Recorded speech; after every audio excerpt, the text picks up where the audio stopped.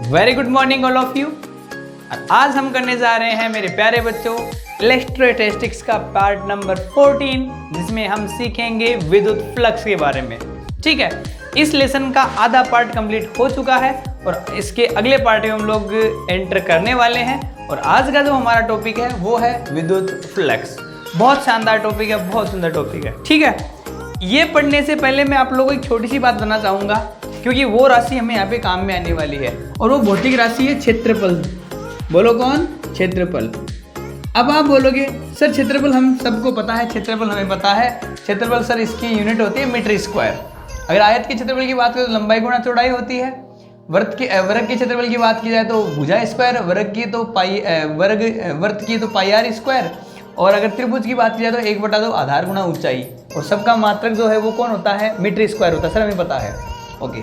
लेकिन मैं जो आज बताने वाला हूँ आप लोगों को, वो बताने वाला हूँ कि क्षेत्रफल सदिश राशि है अथवा अदिश राशि है। तो आपके दिमाग में अभी तक नहीं पता है, अगर पता है तो बहुत अच्छी बात है, अगर नहीं पता है तो आपको बता दूं मैं, क्षेत्रफल एक सदिश राशि है। इसलिए हम लोग यहाँ पर किसको पढ़ेंगे? क्षेत्रफल सदिश को पढ़ेंगे। किसको पढ़ेंगे? क्षेत्रफल सदिश को। तो आज के बाद अगर आप कभी पढ़े तो आप क्षेत्रफल को क्या बोलेंगे? क्षेत्रफल सदिश, ए वेक्टर बोलेंगे। बात समझ में आ गई? अब क्यों बोलेंगे क्षेत्रफल को क्षेत्रफल सदिश, उसका रीजन सुन लीजिए। मान लीजिए आपके पास एक निर्देश तंत्र है, ठीक है, ओके। इस निर्देश तंत्र में आपके पास एक आयत बना हुआ है, ये लीजिए आयत बना हुआ आपके पास, ठीक। ये मूल बिंदु इसका, मान लीजिए इसकी जो लंबाई है वो लंबाई L है और इसकी जो चौड़ाई है वो चौड़ाई कितनी है? B है, ठीक है। तो अगर हम आपसे पूछो नॉर्मली इसका जो क्षेत्रफल है वो नॉर्मल क्षेत्रफल कितना होगा, तो आप क्या बोलेंगे? सर लंबाई इंटू चौड़ाई। तो आप बोलेंगे सर L इंटू B होता है। अरे हाँ या ना? अच्छा, अब बात आता है कि सदिश राशि अथवा अदिश राशि है, तो इसका मतलब आप देखिए दो राशियों का हम लोग यहाँ पे क्या कर रहे हैं? गुणा कर रहे हैं। अगर ये राशि सदिश होती तो हम लोग क्या करेंगे? दोनों को सदिश गुणनफल में लेके आएंगे, ठीक है। और अगर हम लोग यहाँ पे टेस्ट करने वाले हैं कि ये सदिश है कि अदिश है, तो जो वाला मान अगर सदिश गुणनफल में L इंटू बी आए तो ये सदिश राशि होगी, और अगर अदिश गुणनफल N इंटू बी आए तो ये राशि कौन सी होगी? अदिश होगी। ट्राई करते हैं। आप देखिए बात ध्यान से, आप क्या देखिए, हम जानते हैं कि जो क्षेत्रफल होता है, क्षेत्रफल का फॉर्मूला होता है कौन? L vector cross B vector. अरे हाँ या ना? अब आप देखिए ध्यान से, हम लोग यहाँ पे जो गुणनफल है वो दो प्रकार से करते हैं, एक करते हैं डॉट प्रोडक्ट और एक करते हैं क्रॉस प्रोडक्ट। अगर ये सदिश राशि है तब तो यहाँ पर क्या करना पड़ेगा? आप लोगों को क्रॉस करना पड़ेगा, और ये अदिश राशि है तो आपको क्या करना पड़ता है? यहाँ पे डॉट करना पड़ता है। सोल्व करके देखते हैं एक बार हम लोग, ठीक है। अब मान लीजिए ये हम लोग सदिश राशि मानते हैं एक बार इसको, तो हम लोगों ने क्या किया? L cross B। अब आप बताइए L क्रॉस B, आपको पता है जो क्रॉस प्रोडक्ट होता है वो जो साइन में खुलता है, तो ये क्या खुलेगा? LB साइन थीटा, ये खुलेगा। ये थीटा कौन है? थीटा कोण है किस किस के बीच में? L और B के बीच में। तो L और B के बीच में जो कोण है वो कितना डिग्री का है? 90 डिग्री का है। यस और नो? तो हम लोग यहाँ पे क्या लिख देंगे? LB sine 90। और आप जानते हैं साइन 90 का मान कितना होता है? 1। तो बताओ यहाँ पे क्षेत्रफल का जो मान आया है वो कितना आया है? LB आया है। हाँ या ना? अब अगर ये सदिश राशि है तो यहाँ पर हम लोग एकांक सदिश लगाते हैं, याद कीजिए, एकांक सदिश लगाते ही नहीं लगाते। और वो जो एकांक सदिश होता है वो ये जो तल बना ना इन दोनों से मिलकर, किन दोनों से? L और B से मिलकर जो तल बनता है उसकी दिशा में होता है, उसके लंबवत होता है। तो आप बताइए ये x दिशा में, ये y दिशा में मतलब ये कौन सी तल में है? ये क्षेत्रफल ये x y तल में है, तो इसके लंबवत कौन सी दिशा आएगी? Z आएगी। कौन आएगा? Z। जो Z दिशा होगी वो कुछ इस प्रकार से होगी, बाहर की ओर, मतलब इस पृष्ठ के लंबवत बाहर की ओर दिशा होगी।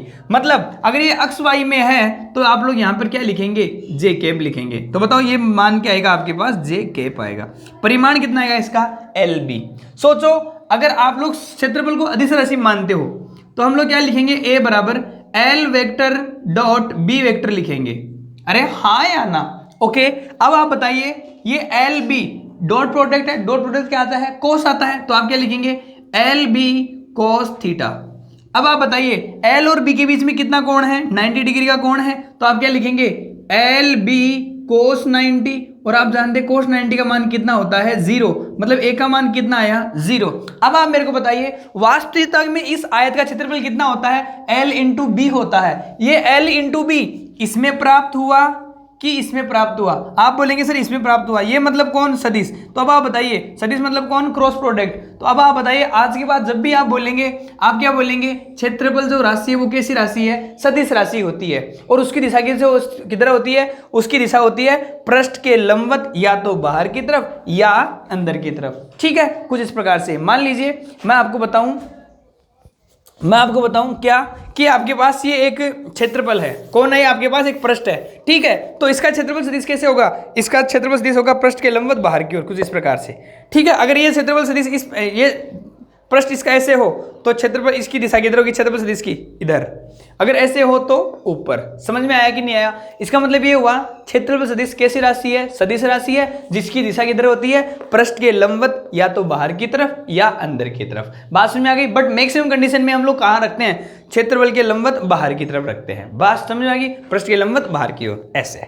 ठीक, अच्छा चलते हैं हम लोग आगे। आई होप आपको पता लग गया होगा क्षेत्रफल जो राशि है वो कैसी राशि है? सदिश राशि है। इसलिए हम लोग इसका क्या नाम काम में लेंगे? क्षेत्रफल सदिश।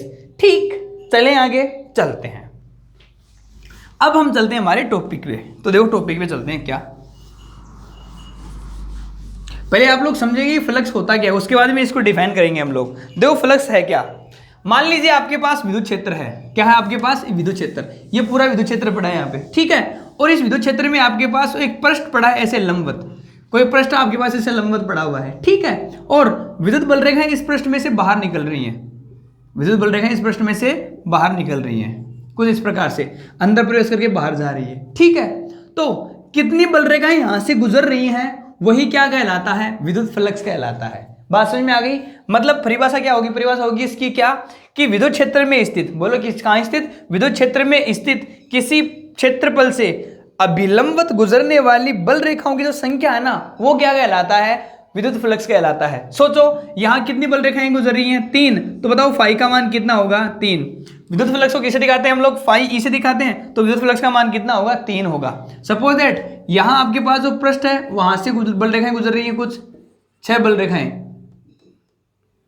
तो कितना फ्लक्स होगा यहाँ पे? फाई ई का मान 5 होगा। बात समझ में आ गई? तो जितनी बल रेखाएं गुजरती हैं उनकी जो संख्या है ना, वो क्या कहलाता है? विद्युत फ्लक्स कहलाता है। ठीक है, तो हम लोग क्या लिखते हैं? इसकी डेफिनेशन लिखते हैं। लिखिए डेफिनेशन। क्या लिखेंगे हम लोग? डेफिनेशन होगी इसकी, विद्युत क्षेत्र में स्थित, बोलो कहाँ? विद्युत क्षेत्र में स्थित, विद्युत क्षेत्र में स्थित पृष्ठ अथवा क्षेत्रफल से अभिलंबवत मतलब लंबवत, अभिलंबवत गुजरने वाली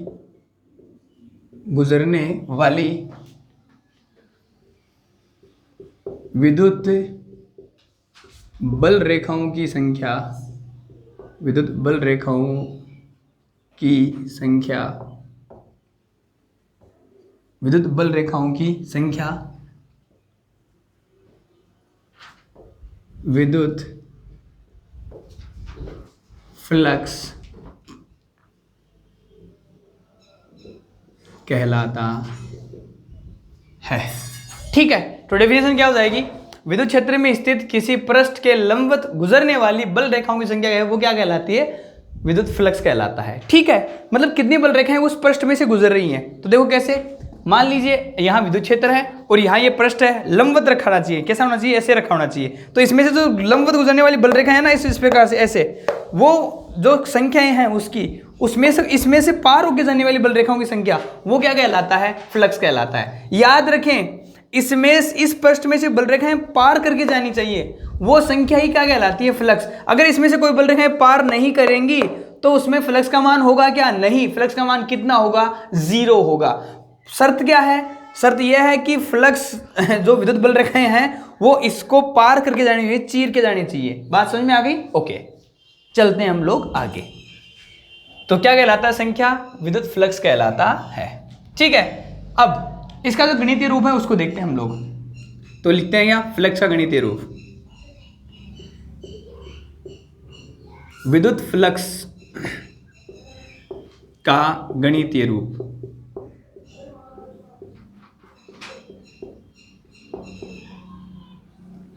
आपको एक बार मैं नॉर्मल रूप बता रहा हूं, एक बार नॉर्मल याद रख लो।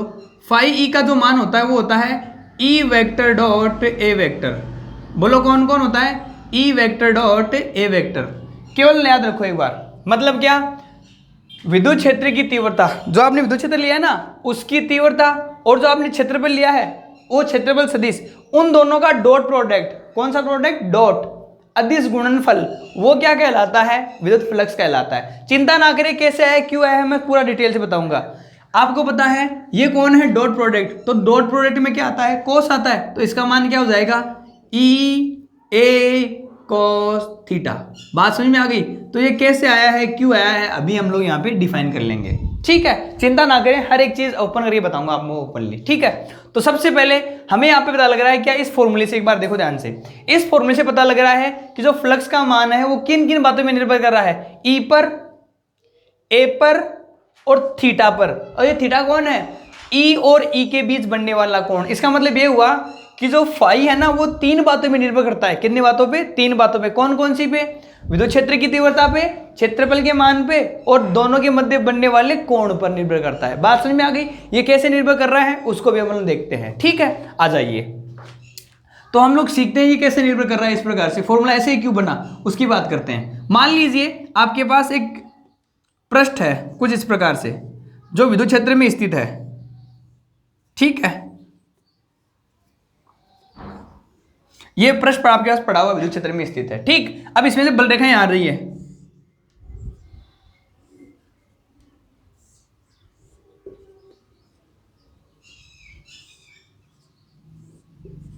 ठीक है। बताओ कितनी बल रेखाएं जा रही है, इसमें से तीन बल रेखाएं जा रही हैं, ठीक है, ओके। और एक पृष्ठ ये है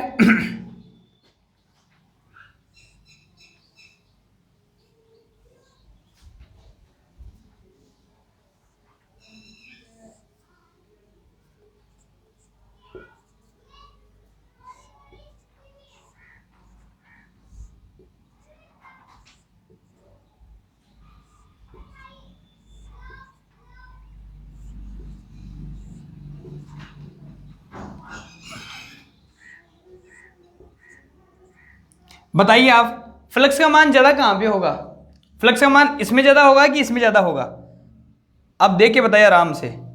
फ्लक्स का जो मान है वो ज्यादा यहां पे है कि यहां पे है।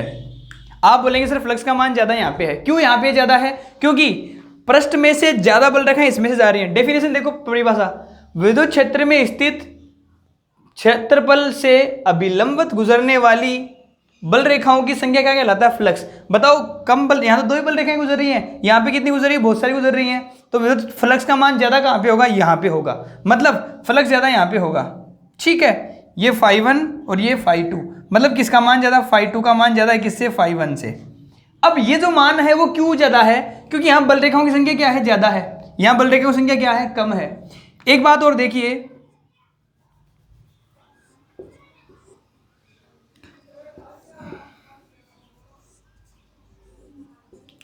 इस विद्युत क्षेत्र में इस विद्युत क्षेत्र में क्या अंतर है, थोड़ा ध्यान से देखिए। यहां विद्युत बल रेखाएं जो है ना वो दूर दूर हैं, बल रेखाएं कैसी हैं, दूर दूर हैं, और यहां बल रेखाएं कैसी हैं, पास पास हैं।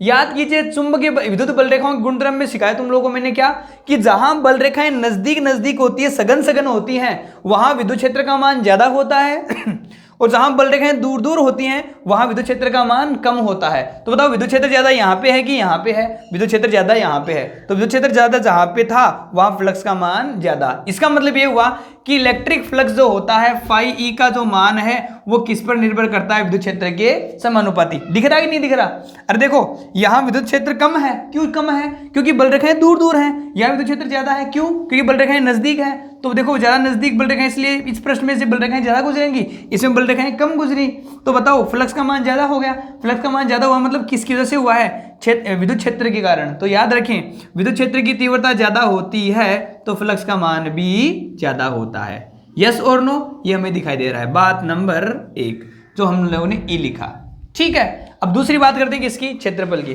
तो मैं इसको हटा देता हूं एक बार, आप साथ ही साथ समझते चलेंगे, ठीक है। ओके,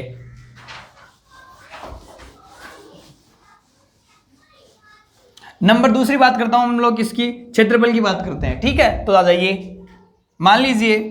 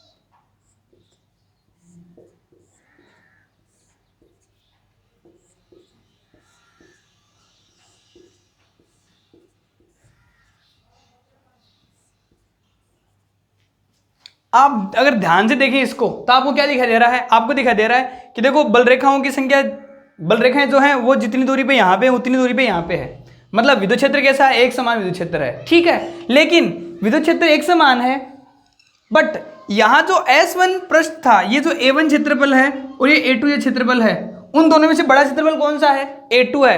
और आप ध्यान से देखेंगे तो कौन क्षेत्रफल में से ज्यादा बल रेखाएं गुजर रही है, इस A2 में से ज्यादा बल रेखाएं गुजर रही है। दिख रहा है नहीं दिख रहा? तो बताओ फ्लक्स का मान ज्यादा यहाँ पे φ1 के पास होगा कि φ2 के पास होगा?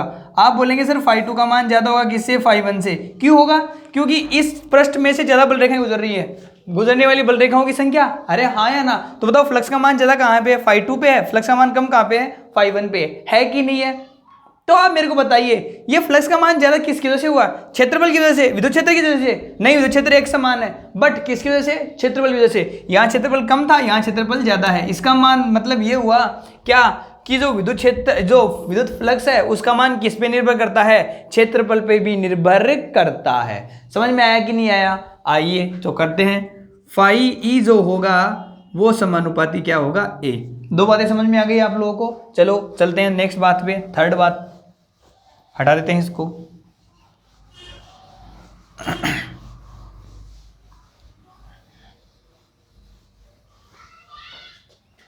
तीसरी बात करते हैं हम लोग, ठीक। देखिए मान लीजिए आपके पास कोई पृष्ठ ऐसे पड़ा हुआ है,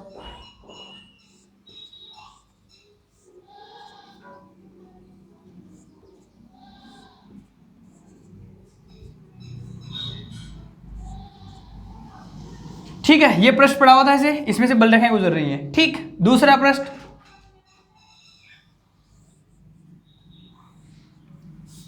दूसरा पृष्ठ आपके पास ऐसे पड़ा हुआ है, ऐसे मतलब समझ गए ना, इस प्रकार से पड़ा हुआ है, ठीक है, और बल रेखाएं ऐसे जा रही हैं। क्या बल रेखाएं इसके अंदर से गुजर रही है? नहीं, ठीक।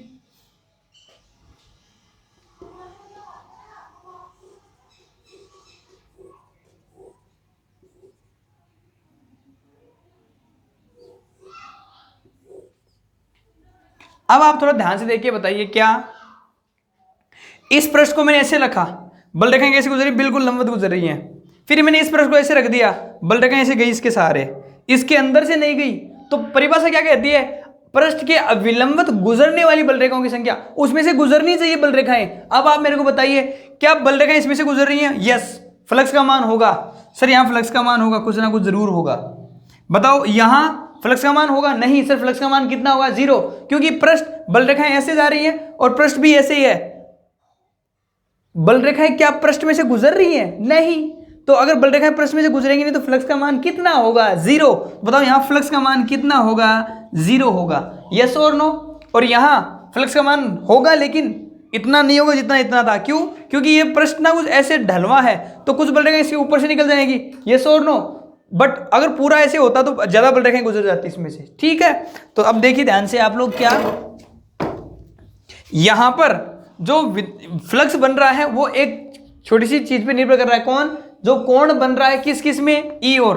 बताओ विद्युत क्षेत्र की दिशा इस तरफ, ई वेक्टर, विद्युत क्षेत्र की दिशा इस तरफ, ई वेक्टर, विद्युत क्षेत्र की दिशा इस तरफ, विद्युत क्षेत्र, अरे विद्युत बल रेखाएं जो होती है वो किसको दिखाती है? विद्युत क्षेत्र की दिशा को निरूपित करती हैं। ओके, क्षेत्रफल सदिश की बात करो, मैंने बताया था आपको क्षेत्रफल सदिश ए वेक्टर की डायरेक्शन किधर होती है, आपको मैंने सिखाया था क्षेत्रफल सदिश की दिशा होती है पृष्ठ के लंबवत बाहर की ओर, पृष्ठ के लंबवत बाहर की ओर, पृष्ठ के लंबवत बाहर की ओर। यस और नो? अब आप मेरे को बताओ, यहां ये पृष्ठ थी ऐसे, तो इसका क्षेत्रफल सदिश कैसे होगा? इस डायरेक्शन में होगा। बोलो हाँ या ना? तो आप मेरे को बताइए इसका क्षेत्रफल सदिश किस दिशा में? इसी दिशा में, मतलब इस दिशा में। तो बताओ ये ए वेक्टर हुआ।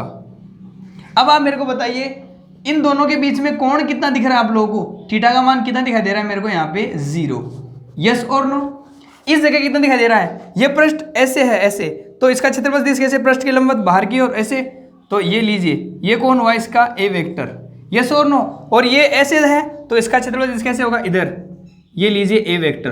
अब आप थोड़ा ध्यान से देखिए, क्या यहां थीटा का मान कितना दिखाई दे रहा है आप लोगों को? 0, हाँ या ना? यहां थीटा का मान कितना दिखाई दे रहा है आप लोगों को? थीटा का मान 90, और यहां थीटा का मान कुछ ना कुछ होगा आपके पास, कितना होगा?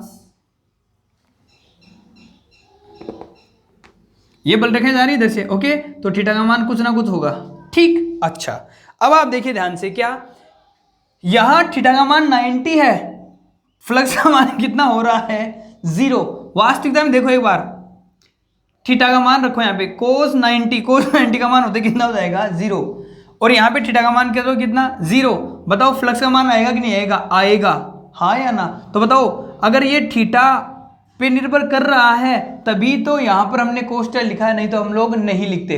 अगर थीटा देखो 90 किया हमने, थीटा का मान चेंज करते ही बताओ फ्लक्स का मान चेंज हो रहा है कि नहीं हो रहा? हो रहा है। इसका मतलब जो फ्लक्स का मान है वो ई और ए के मध्य बनने वाले कोण पर भी निर्भर करता है। बात समझ में आई कि नहीं आई आप लोगों को? आई होप आप लोग ये बात भी समझ में आ गई होगी। तो बताओ विद्युत फ्लक्स का मान कितनी बातों पर निर्भर करता है? 3 बातों पे। कौन कौन?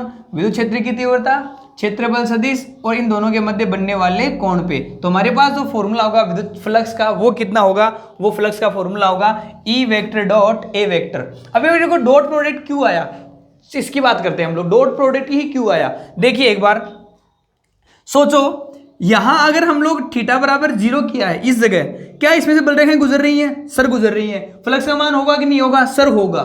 अगर आप लोग यहाँ पे क्रॉस प्रोडक्ट कर देते तो यहाँ पे क्या आता? साइन थीटा आता, और साइन 0 का मान कितना होता है? 0। मतलब यहाँ तो फ्लक्स का मान बनता ही नहीं, बट वास्तव में फ्लक्स का मान बन रहा है, और फ्लक्स का मान बन रहा है मतलब यहाँ पर कोस होना चाहिए कि साइन होना चाहिए? कोस होना चाहिए। इस जगह देख लीजिए, बताओ यहाँ फ्लक्स का मान बन रहा है कि नहीं बन रहा? नहीं बन रहा। क्यों नहीं बन रहा? क्योंकि इसमें से बल रेखाएं गुजर नहीं रही। बल रेखाएं तो ऐसे जा रही इसके सहारे, इसमें से गुजरनी चाहिए थी ना। अब इस बल रेखाएं इसमें से गुजरेंगी कब? जब ये ऐसे होता। अब तो ये ऐसे है, तो क्षेत्रफल सदिश तो ऊपर की तरफ, विद्युत क्षेत्र इस तरफ। बताओ थीटा का मान कितना? 90। अब आप मेरे को बताओ थीटा का मान 90 है, फ्लक्स का मान कितना करना है? 0 करना है। तो बताओ अगर ये कोस यहां अगर साइन होता तो 0 नहीं होता, क्योंकि साइन 90 का मान कितना होता है? 1। तो यहाँ पर कौन होना चाहिए? कोस। तो कोस 90 का मान कितना होता है? 0, तभी 0 के बराबर आता है। समझ में आया कि नहीं आया? तो याद रखें, बताओ क्या फ्लक्स का जो फॉर्मूला है वो क्या बनेगा? ई वेक्टर डॉट ए वेक्टर, इस प्रकार से बनेगा। समझ में आ गई आप लोगों को? ओके, चलो एक बार रफ कीजिए, इसके बाद में चलते हैं हम लोग आगे। तो याद रखें क्या विद्युत फ्लक्स का जो गणितीय रूप है, गणितीय फॉर्मूला है, वो क्या आता है? वो आता है मेरे प्यारे बच्चों कितना?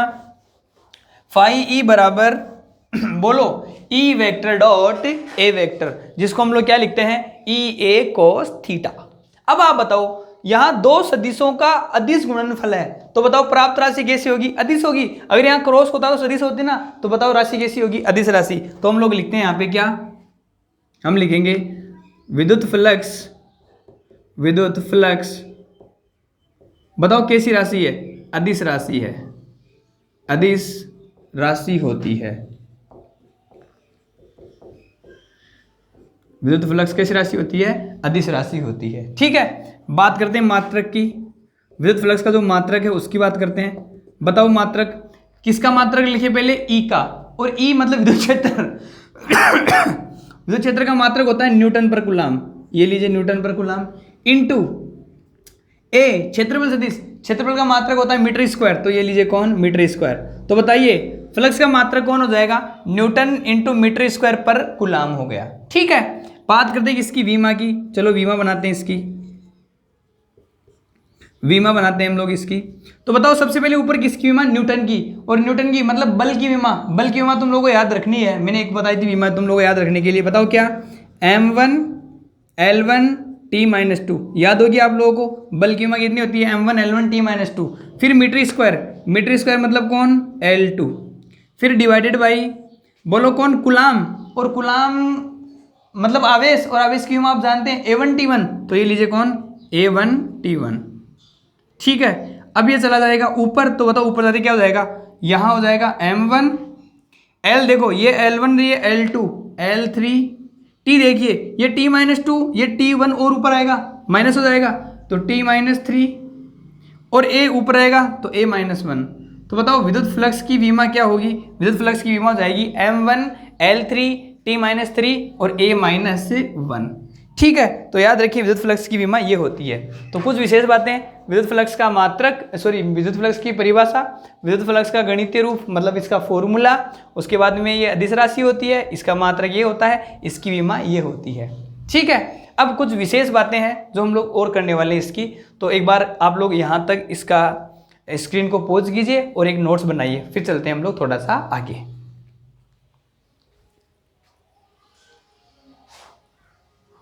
बना लिया होगा आप लोगों ने मैं इसको रन कर देता हूं।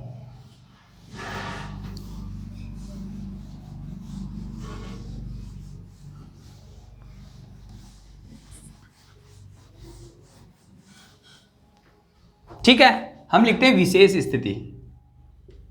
विशेष स्थिति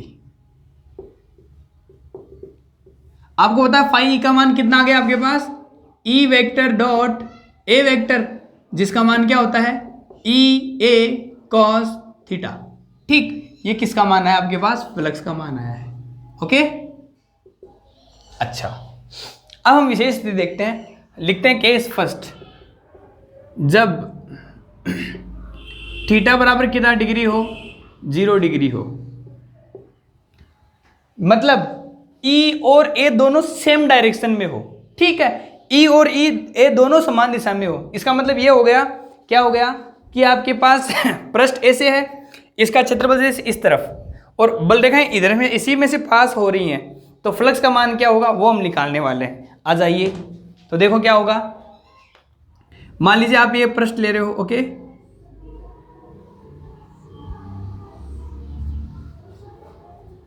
ये लीजिए आपके पास पृष्ठ है। ठीक, इस पृष्ठ में बल रेखाएं गुजर रही हैं ऐसे,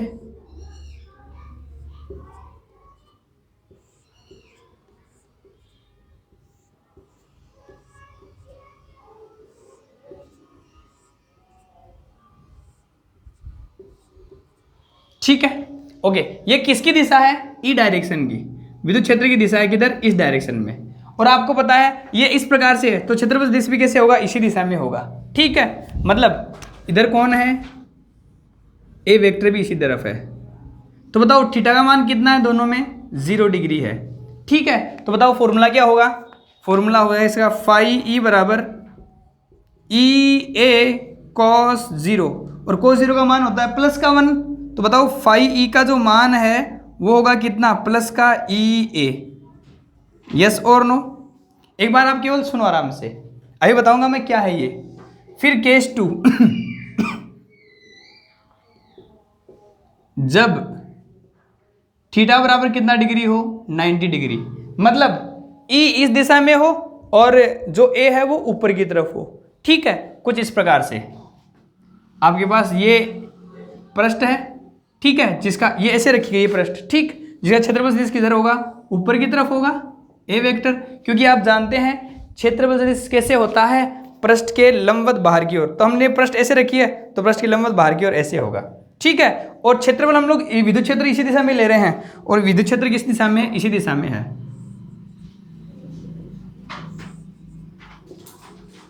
अब आप मेरे को बताइए यहाँ थीटा का मान आपको कितना दिखाई दे रहा है, यहाँ थीटा का मान हमें दिखाई दे रहा है कितना, 90 डिग्री। यस और नो। अब आप मेरे को बताइए क्या इस पृष्ठ में से कोई भी बल रेखा अंदर से गुजर रही है, सारी बल रेखाएं तो ऐसे जा रही हैं। विद्युत फ्लक्स कब बनता, जब बल रेखा इसके अंदर से जाती, तो बल रेखा अंदर से जा नहीं रही, तो आप मेरे को बताइए फ्लक्स का मान कितना होगा, 0 होगा, होना भी चाहिए। तो बताओ फॉर्मूला अपन लिया रखेंगे क्या, कि फाई ई बराबर क्या होता है, ई ए cos 90, और cos 90 का मान कितना होता है 0, तो बताओ फाई ई का मान कितना होगा 0। इसका मतलब ये हुआ क्या कि ई और ए दोनों अगर लंबवत है तो फ्लक्स का मान कितना होगा 0 होगा। ठीक है, केस थर्ड की बात करते हैं हम लोग।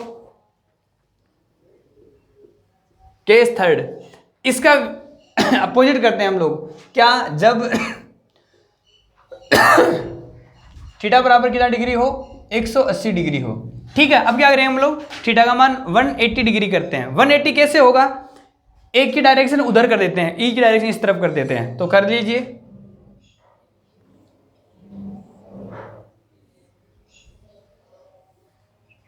ठीक है, प्रश्न इस प्रकार से है, इस प्रकार। ठीक है, प्रश्न इस प्रकार, प्रश्न ना हमने ऐसे ले लिया। ठीक, मतलब ए डायरेक्शन इस तरफ है और बल रेखा इसके अंदर से प्रवेश कर रही है ऐसे।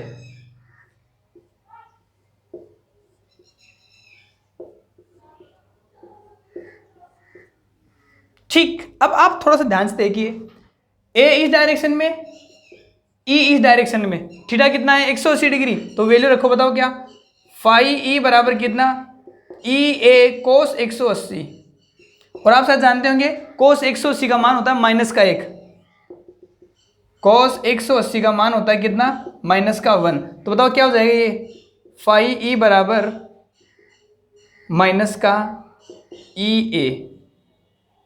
ये फ्लक्स कैसा है, ऋणात्मक फ्लक्स,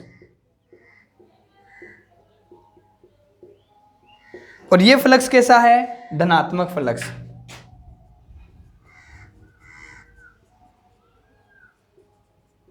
अब थोड़ी सी बातें करते हैं हम लोग इसकी, ध्यान से देखना। ये पृष्ठ कुछ ऐसे थी, ठीक है, इस तरफ, ये पृष्ठ इस तरफ जा रहा है बाहर। अब बल रेखाएं इधर से नहीं निकल रही हैं, तो बताओ बल रेखाएं यहां प्रवेश कर रही हैं कि बाहर निकल रही हैं इसमें से, दोनों देखो ध्यान से। इसका चेहरा इसी तरफ है, पृष्ठ इसी तरफ है, और बल रेखाएं इधर जा रही हैं, मतलब बल रेखाएं किधर जा रही हैं, बाहर जा रही हैं। थोड़ा ध्यान से देखिए आप लोग, देखो एक बार, क्षेत्रफल दिशा ऐसे है इसमें, क्षेत्रफल दिशा कैसे है, ऐसे है, और बल रेखाएं इधर ही जा रही है इसमें। अरे हाँ या ना, तो बल रेखाएं इधर जा रही हैं, बाहर निकल रही हैं, यस और नो। तो बताओ जो बल रेखाएं बाहर जा रही हैं, मतलब जो निर्गत फ्लक्स है वो कैसा होगा, धनात्मक होगा, यस और नो। तो आप क्या बोलेंगे, आप बोलेंगे निर्गत फ्लक्स, बोलो कैसा, निर्गत फ्लक्स कैसा होता है, धनात्मक होता है। जबकि ये थीटा का मान 90 डिग्री में फ्लक्स का मान कितना होता है, 0। मतलब जब कोई बल रेखा इसमें से पास नहीं होगी तब फ्लक्स का मान कितना होगा, 0 होगा। यहां देखो ध्यान से, इधर देखना, यहां इसका पृष्ठ का मुंह किस तरफ है, इस तरफ, फेस इसका इस तरफ है, ठीक, और बल रेखाएं इधर जा रही हैं। पृष्ठ का क्षेत्रफल सदिश इस तरफ है, इसका फेस इस तरफ है, और बल रेखाएं इसके अंदर से जा रही हैं। इसका मतलब आप समझ रहे हो ना, क्या कि बल रेखाएं जो है ना इसके अंदर जा रही हैं, प्रवेश कर रही हैं इसमें।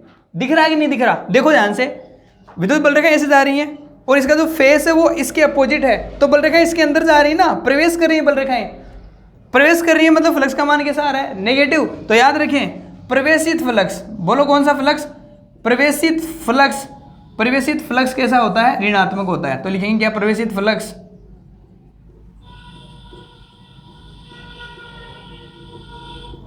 ऋणात्मक होता है।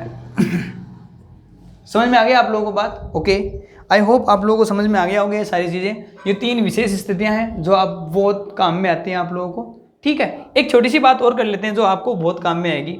मैं हटा सकता हूँ क्या इसको, एक बार आप स्क्रीन को पॉज कीजिए, यहाँ तक नोट्स बनाइए, फिर चलते हैं हम लोग आगे। बना लिया होगा,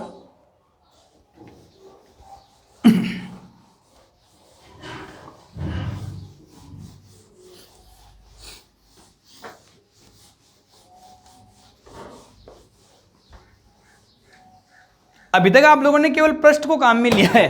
किसको काम में लिया है, पृष्ठ को। पृष्ठ मतलब क्षेत्रफल था, द्विविमीय। अगर आपके पास कोई 3D आकृति हो, मतलब बेलन हो, तो उसके लिए क्या होगा वो देखते हैं। चलो आ जाइए, मान लीजिए आपके पास कोई बेलन है, ये रहा बेलन आपके पास, ठीक है, और इस बेलन में जो बल रेखाएं हैं वो ये बेलन एक विद्युत क्षेत्र के अंदर रखा गया है। तो विद्युत क्षेत्र में मान दो इस डायरेक्शन में है, ई वेक्टर।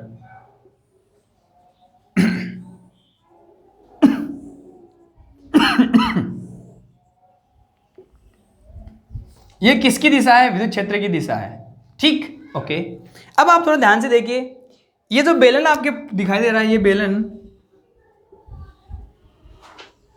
बेलन बेसिकली वैसे कितने भागों से मिलके बना हुआ है? तो आपको दिखेंगे 3 भाग। कौन कौन? एक तो ये वाला भाग दिखेगा, ठीक है, एक आपको ये वाला भाग दिखेगा, वर्तीय भाग, और आपको ये वाला भाग दिखेगा, वक्रीय भाग। यस और नो? तो आपको कितने भाग से मिलके दिख रहा है? 3 भागों से।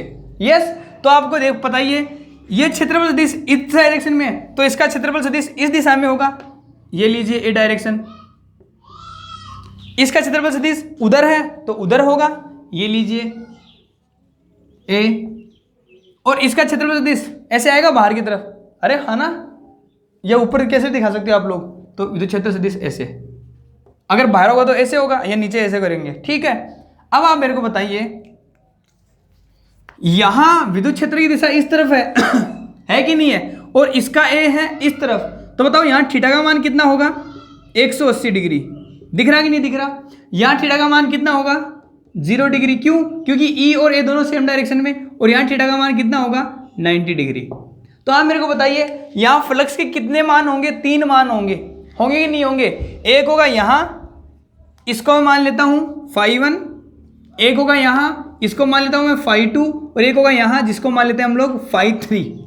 अब आप देखिए क्या फ्लक्स अदिश राशि है, सदिश राशि है? अदिश राशि है, तो आप जानते हो जो अदिश राशि होती है उसका हम लोग बीजगणितीय योग करते हैं। तो बताओ यहाँ टोटल फ्लक्स का जो मान होगा वो कितना होगा? φ1 प्लस φ2 प्लस φ3 होगा कि नहीं होगा? चलो सोल्व करते हैं। फाई बराबर φ1, देखिए ध्यान से, ई इस तरफ है और ए इस तरफ है, सेम डायरेक्शन में, विपरीत दिशा में, तो यहाँ क्या होगा? ई ए cos 180 डिग्री। ये तो φ1 का हो गया। φ2 को देखते हैं, ई इस तरफ, ए इस तरफ, थीटा का मान कितना? 0। तो आप क्या करेंगे? ई ए cos 0 प्लस φ3 देखो यहाँ पे थीटा का मान कितना है? 90 डिग्री। तो आप क्या लिखेंगे? ई ए cos 90। वैल्यू रखिए, तो फाई बराबर आप जानते हैं ई ए कोस 180 का मान होता है माइनस, तो क्या हो जाएगा? ये माइनस का ई ए प्लस कोस 0 का मान होता है 1, तो ये प्लस का ई ए, और प्लस कोस 90 का मान होता है 0, तो कितना? 0। ये माइनस का ई ए प्लस का ई ए कितना हो जाएगा? 0। तो बताओ फाई का मान, फ्लक्स का मान कितना है आपके पास? 0। मतलब इस पृष्ठ में से टोटल फ्लक्स का मान कितना होगा? 0 होगा। इसका मतलब ये हुआ क्या कि अगर कोई 3D आकृति विद्युत क्षेत्र के अंदर स्थित है तो वहां जो फ्लक्स का मान होगा वो कितना होगा? 0 होगा। क्यों होगा? क्योंकि जितना फ्लक्स उसमें प्रवेश करता है उतना फ्लक्स उसके बाहर निकल जाता है। जितनी बल रेखाएं इसमें प्रवेश कर रही है ना, उतनी बल रेखाएं कहाँ इसमें से बाहर निकल रही हैं, तो फ्लक्स का मान कितना होगा? 0 होगा। बात समझ में आ गई आप लोगों को? तो ये विद्युत फ्लक्स के बारे में कुछ इंपॉर्टेंट फैक्ट्स थे जो आप लोगों को जरूरी याद रखने हैं। ठीक है, मिलते हैं नेक्स्ट लेक्चर में, तब तक के लिए गुड बाय, गुड लक।